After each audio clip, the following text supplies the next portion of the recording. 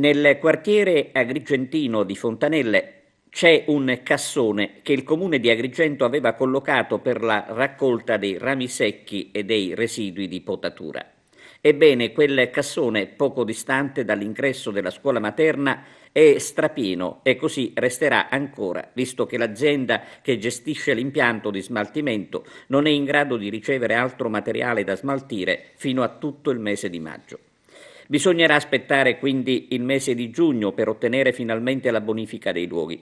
Quello che preoccupa i residenti nella zona di Fontanelle è che i rami secchi possano bruciare, creando un serio pericolo per l'ambiente circostante, compreso l'edificio scolastico. Intanto si attende la bonifica del vallone sottostante il viale Sicilia per evitare che altri focolai, probabilmente appiccati da qualche piromane, possano tornare ad attaccare le palme lungo il viale principale del quartiere di Agrigento.